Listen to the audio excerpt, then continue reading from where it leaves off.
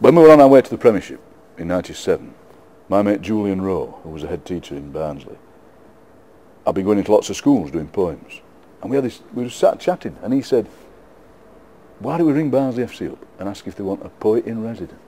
And this is 1997, and to put in a cultural and social context, we'd just come out of terrible 18 years of Tory government, and this place was on its knees, and they'd knocked hell out of us, and suddenly Barnsley is going up to Premiership, and you think, good God, it was so exciting, you can't believe how exciting it was. So I rang Barnsley FC up, I said, do you fancy having a poet in residence? And they went, how much will it cost us? And I said, note, because I knew that it would get a lot of publicity. Not as much as I mean, it got more than I ever thought it would. So then they went, all right then, you can be our poet in residence. I had a meeting with Michael Spinks in an office down here. He said, I've got one question to ask you. Are you a football fan? I said, yeah. He said, I've got another question to ask you. Are you a Barnsley fan? I said, yeah. So that was all right. So that was okay. Then the Barnsley Chronicle rang up and said, can you write us a poem every week?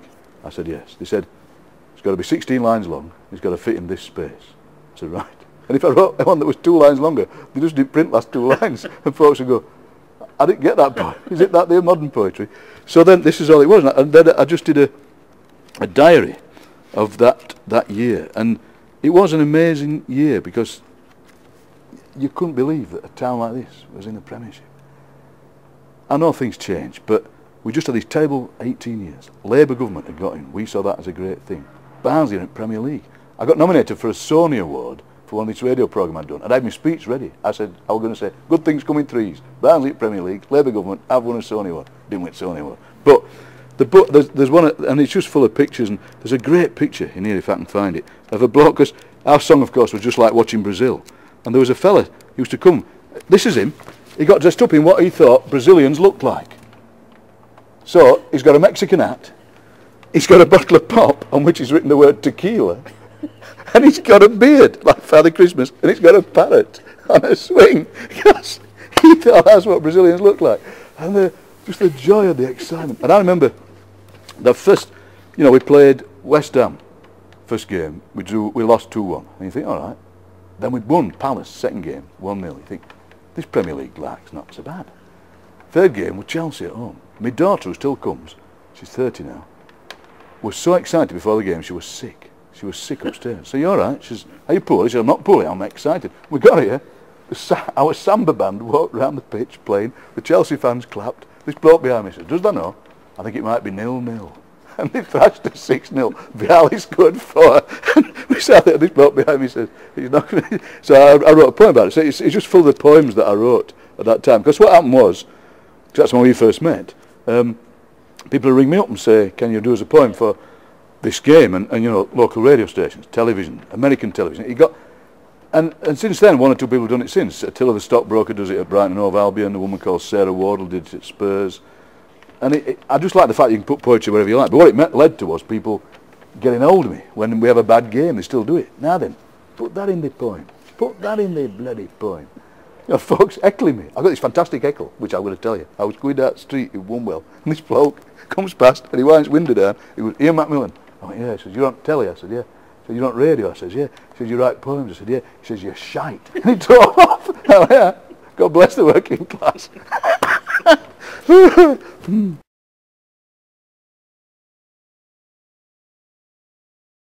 There was a great game when David Watson went off and Lars Lees came on. Lars Lees, tall as the trees that grow in Wunwell Wood. Lars Lees, listen please, we think you're very good, was what I wrote. Not realising it was pronounced Lars Laser. But he came on and he did these fantastic saves. We played Liverpool and he kept us in the game. The best ever was beating Man United in the Cup. That was so incredible because you turn up and you think, we'd drew with them at Old Trafford with an offside goal that Hendry had scored, probably not offside. But I remember Schmeichel came running out like this. Hendry scored, Hendry did this. And then we played him here. And you think, okay, we've brought him to it well, we might lose. And there were lots of famous people here, Beckham, Neville's, all these people, he weren't a second team. And then Scott Jones, who still works around here in sports development, did 2-headed goals. And you think, blimey, we might win. And then Hendry scored again. And again, the goal was probably offside. There's a great bit of film of him going offside then, and he gives the goal. Whoa, fantastic. that was the best one. The strangest one was when we had 3 players sent off against Liverpool here. And that was the weirdest game. This guy, Gary, what was his name? Willard. That was him. The referee was a fellow called Gary Willard, who looked a bit like the Penguin of Batman. And we started off, and we hadn't been doing very well, and you thought we might go down here. But that was the game that sealed it. And Willard knew the other players. He didn't know ours. So Michael Owen went down under the merest brush from Chris Morgan, who got sent off. We got 3 players sent off. We still kept attacking. Right at the end, McMillan scored. And there was a bit where this chap next to me said, I'm going to get that referee. And he ran on the pitch to attack the referee, which of course you can't do. And I've never seen Jan Åge Fjørtoft move so fast. He ran up and he tackled this bloke, tackled him to the ground. They're all shouting, why they run that fast in game, Fjørtoft? So then Willard took the players off, but didn't tell Danny Wilson or the other manager. So we all sat there, what's happened? The game been abandoned? What's happened? We don't know. And it was horrible. But it was, at the time people were going, they want us to go down. And there was a bit of conspiracy theory. I don't believe that myself, but that was an amazing game-changing game. I've never been so distressed or at the same time excited by a football match, because it was amazing. It really was amazing. So that was the favourite. I think the Man United beating them. Yeah. Then there was that time where we beat Spurs again in the cup. I remember a chap coming, a Spurs fan, and he'd made his own FA Cup out of silver paper. I remember him holding it up like that, and he was really happy. And I remember when we beat him 3-1, he screwed it up. He threw it away. So yeah, fantastic, great memories. But also the best one was probably when we got promoted, when we played Bradford City, April 1997, and a mucky day, not a nice day, you know, and winning. And I wrote a poem about it, because what it was when the whistle went, I thought there'd been like an eruption of noise. And there was, but there was a few seconds of complete silence when everybody's going, this is for him. This is for him that came all these years and never saw him do very well. This is for my dad. It was for my mate Martin Wiley, my brother-in-law. We wrote together for years. He was a big Barnsley fan, bigger than me. Died in 1993. And everybody's going, this is for them. And then everybody went mad. But that few seconds silence, I still think about it. What an amazing thing. And then you thought, this would be the start of many years at Premiership, which it weren't. That was the sad thing, coming down again. But some clubs are meant to be in, surely. Some clubs are meant to be in. Well, I think we are a championship team, I hope. But that's what we are. That's what we're going to be. That's what I hope so. Well, that's all right. Yeah, I like the Championship. I don't like the Premiership much. Championship's great. Same here.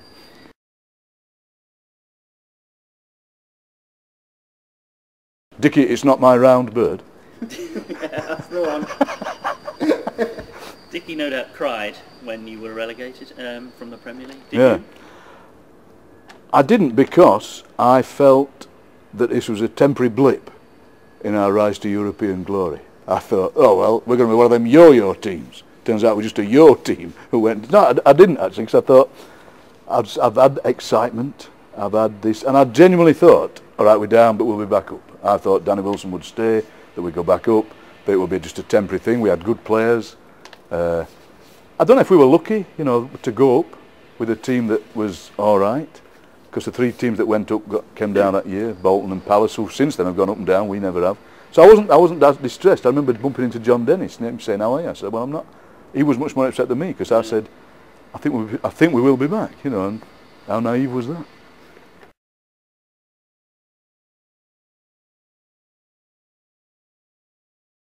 Okay, 101 uses for a flat cap, including you can wear the book as a cap if it rains.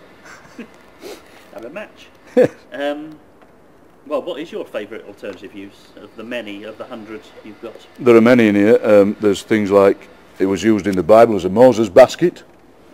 My favourite bit is a bit that I found that Shakespeare had written, King Lear. There's a lost bit of King Lear about a flat cap, which I'll read to you. Okay. If I can find it. There it is. It's the flat cap scene from King Lear, now lost. And you know, when you watch Shakespeare's comedies, they're not that funny because the language is different. And this is one of them. So it's Lear and the Fool. Okay. Lear. O fool, what dost thou sport upon thy head? It seems exceeding flat and dull, i' faith, as Lincolnshire and Norfolk, 2 flat places in the east. Fool. Oh, sir, I wear a cap whose flatness is the roundness of itself, and if the world is flat, then this cap be too and so, because the world is round, this flat cap, cannot be the world, so the flat cap is the world to itself. Lear. You mean you've lost your trilby? Fool, I have. So it's that kind of thing. So it's just ridiculous things. There's Tarzan, man.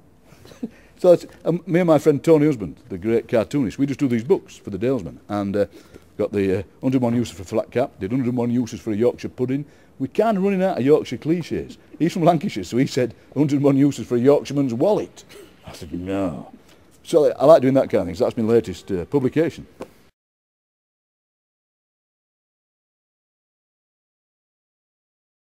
I mean, Twitter, I'm a late convert to Twitter. My kids were all on Facebook, and what I didn't like about Facebook was it was a fairly visual medium, and I'm a language man.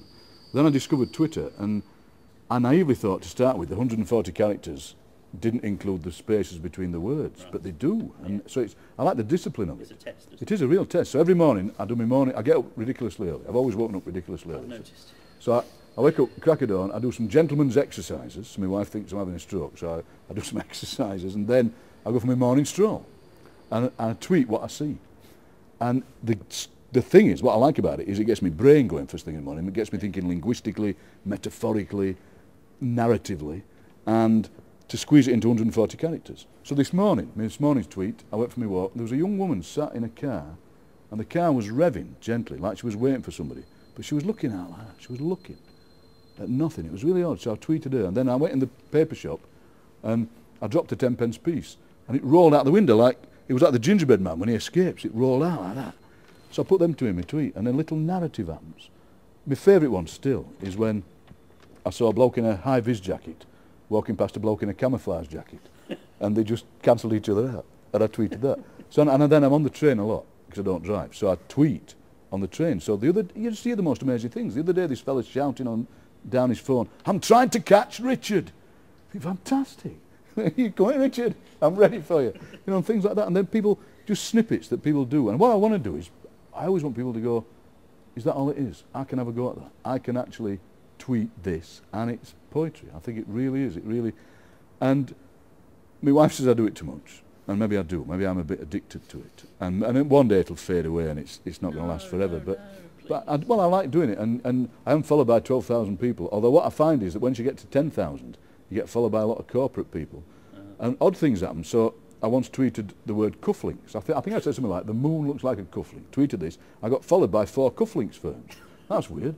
And I never wear cufflinks, and I don't think they're ever going to follow me. And also, when you get to a certain level, you get followed by a lot of American rappers. Yo, dude, but I don't think maybe they're going to use my work. But what you also get is, what I like is, like you, Vern, you reply, and that's what I like. And I like to reply to it. I like the interactions bit. And I do like that, because I think if you ever got a vast number of followers, you read about people, pop singers who've got 20 million followers, they couldn't possibly reply, I wouldn't have thought. But at the moment it's manageable, and I do like it, and it builds up a sort of community. Now people have said to me, why don't you put your tweets in a book? That's like putting my cups of tea in a book. Because a cup of tea, the great thing about, I love cups of tea, the great thing about a cup of tea is it's an ephemeral thing. The kettle boils, you have your cup of tea, it's gone. That's the great thing about a tweet, it disappears. Several people have said to me, publish your tweets, and I've said, no, I don't want to. I want them to fly away.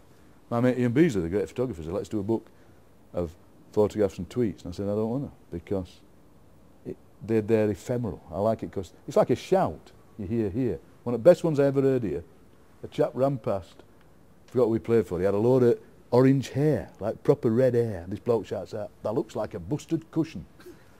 Oh, wow. And I've made it live by saying it on camera, but I just like the fact that it was said and it went. That looks like a busted cushion. Fantastic.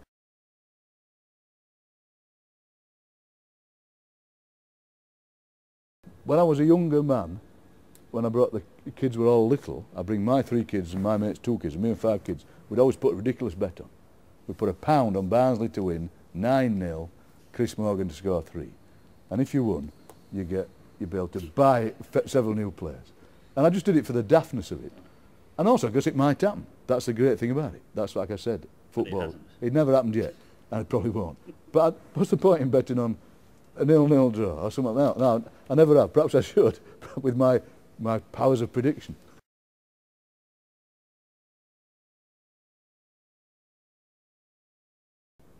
Several down here, I think Ronnie Glavin was a poet of the turf. How we ever got him, I don't know.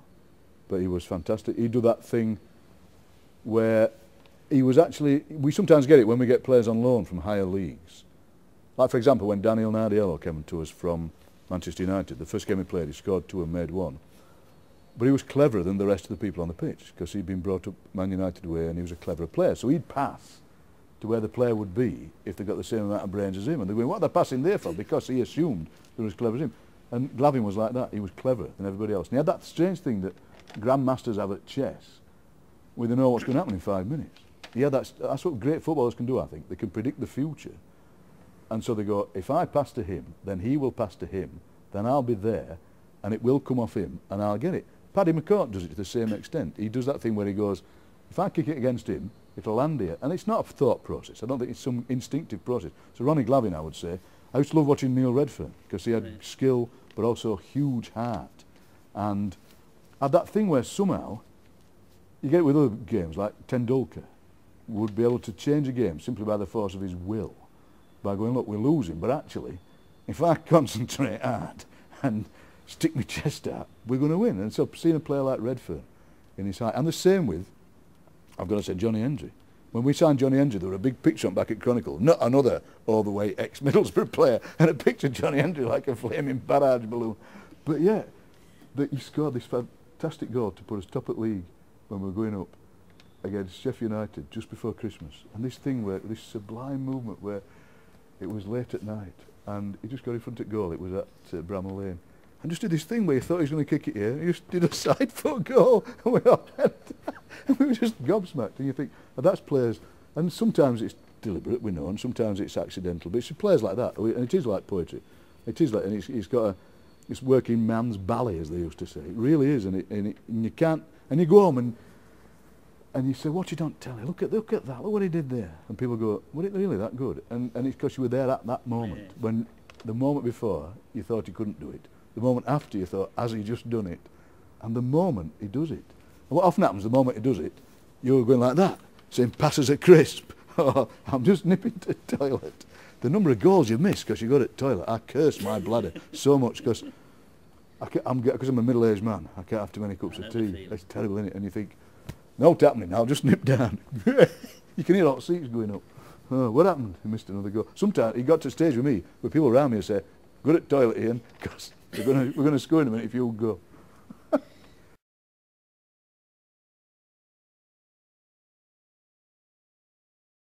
I quite like the thoughtful approach before the game. I think thoughtfulness. I think when we had Paul Hart as manager, he stuck these kind of the things you sometimes see on New Age tea towels on the way into the game. He said things like, we cannot lose, we can only win. Stuff like that. Just kind of, and so I'd say, look, I'd do what Flitcroft did when we stayed up. He did this amazing speech where he said, you've kept a lot of people in jobs here. You've kept, and you try and remind him of the kind of place this is. You know, this is a place that's been kicked to death, Barnsley. It was there for one reason, which was to make coal, and that's all gone. So now you're struggling, we're still struggling. So I'd do that, I'd do a bit of that. So don't forget these people. Don't like Alan Clark, when Alan Clark took them down the pit. They said, look, these people, they're towing the guts out.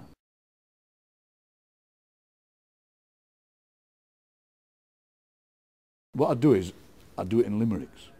That's what I'd do. I'd prepare beforehand a number of limericks. I've just thought of this, but I think it's a great idea. Foreign players might not get limericks. That's true, we'd have to give them pantoums or villanelles, and or epics. I'd do that, I'd write it in limericks, so and I can't give you one off the top of my head, but what we could do was, you'd have a limerick for every player, and within those 5 lines, because limericks can contain multitudes, you'd have a bit of encouragement, a bit of shouting, a bit of tactical advice, a bit of nous, a bit of that. That would be it. I'd do me half-time talk in limericks, and I'd get people that know me, they'd know, they'd say, it's him that does the half-time talk in limericks. That's why I do it. Then we'd sign 3 players with names you can't rhyme.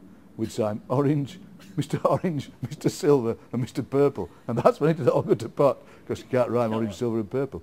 So that's what I do. Half-time talking limericks. Then at the end, Churchillian like that. Churchillian, oh yeah, Churchillian. I wouldn't do it in a daft voice. I'd do it in a church, not like the one I normally use. I'd do it in my voiceover voice, and I'd do it in Churchillian. That's what it'll be, Churchillian limericks. That's what'll do it.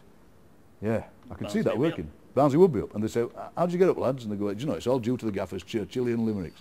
We'd have probably to do a few takes with that, wouldn't we? What was it again, boys? It's the Churchillian Limerick. No, what is it? It's the Churchillian, yeah, the Churchillian Limericks. That's what we'd do. And then, in fact, we'd get sponsored.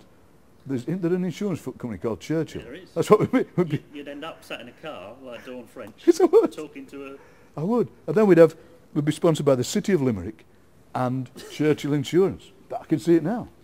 People laugh now, but you dig this interview out in 10 years. Oh, you'll see. Thank you very much for your time, sir. Thank you.